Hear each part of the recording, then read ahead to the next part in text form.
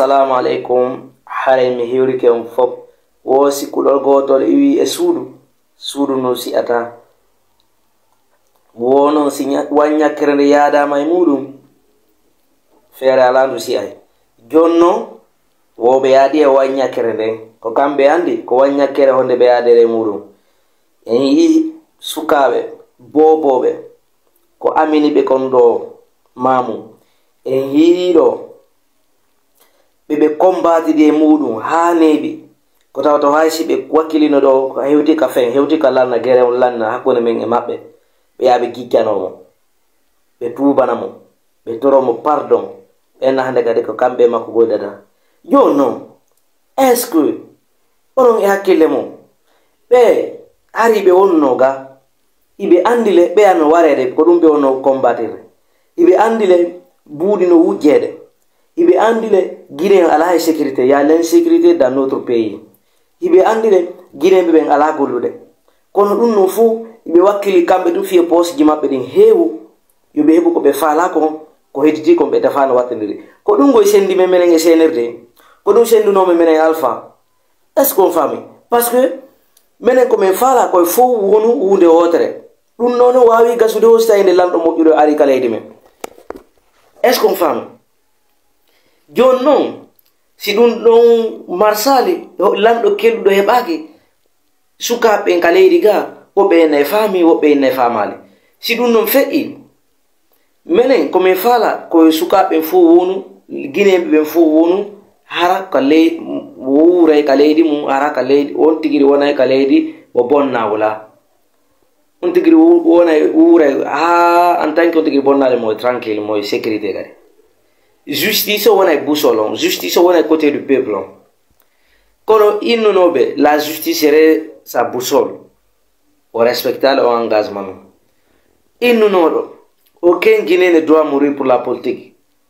Parce qu'on a mis la politique en débat, oublier ce que nous sommes.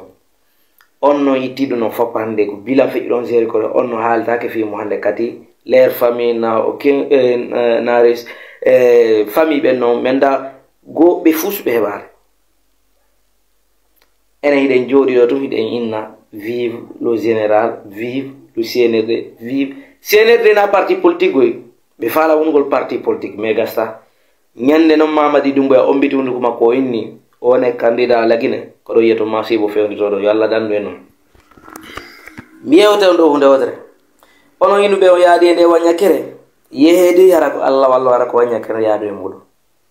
ono e tonele mo e kinele mo jene yehede yara ko wanyakere yaade e mudo sinarum on jijjano ke suka mo pay ko mon on jijjana senere ko pay ko moni Mamadi il est qui d'abord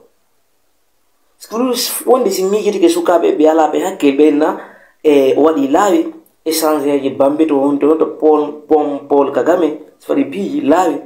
be anda fus ko resta ni be ko wuccude be on mandu ko milliards jelu o yibe akiri da 10 sinon non fe mi andina do hunde wotere onon be wonbe wadde di campagne fi suteno gol Mamadi Doumbouya si tay ngadi ronki yaltoyde Mamadi o yalta e go o inna on laabe hande on laabe jango onon jetta responsabilité wadu be campagne di on jetta responsabilité monun ko go mburi di bondo ni mo yobayde kadi dum kadi on yobayde parce que ko tribune spécial mo inte fi mo parce que nyaawor de lagine hollinde na faali ko dum wadi ha on wadi buri dum do fop modon yi don ande ko wiino ko dadis on fop modon yi don ande ko be wiino ko dadis wol ko de ajama on yalti hande no be yalti be wolti buri don Amara Camara yalti o inni alternative from fu goto ala sina Mamadi Mori Konde yalti inni candidat jo CNRD ko kanko konno kadi dum yo labangal yono si Mamadi Doumbouya yaltale o halal fus o anon so candidature makko haray be da holli ko be onno ko wadande mo campagne ko gonga mais so yalto yi o inni wonata candidat organisation yonta gagné do lamgo ko wallahi be ni sanay dum Mamadi kadi wata ulutata mul parce que ko kanko no hore kanko on koyde ko minata on sukabe akino golon famali leydi mendi no mari barki leydi mendi no mari ko inete kon piiji ɗi fuu no ka leydi men e nder aduna allah fof a yiyata ko mari 4 région naturel e nder aduna allah amérique ba asie ba europe fuu afrique fuu ko lagene tun yiyata no mari 4 région naturel yaha tawa ɓeeɗa leñol maɓɓe gon woni ɗa côté yaha tawa ya ɓeeɗa kadi ɗa ara hottiguin tawa mani ka ɓen no stable ara foore tawa ɓen no ɓe wonta no ara moyenkina tawa fulɓe ɓen ara basko tawa sosoɓe ko laggine tu yiyata ɗum ɗon goy ko ɗum enen ka meɗen ni do a watta wila moƴƴa no laggine ko fima ko fi an waɗa janfidir minen meɗen golde minen wadde kala ko min faala ko ono woɓɓe ɓen ton onon ka duwa observude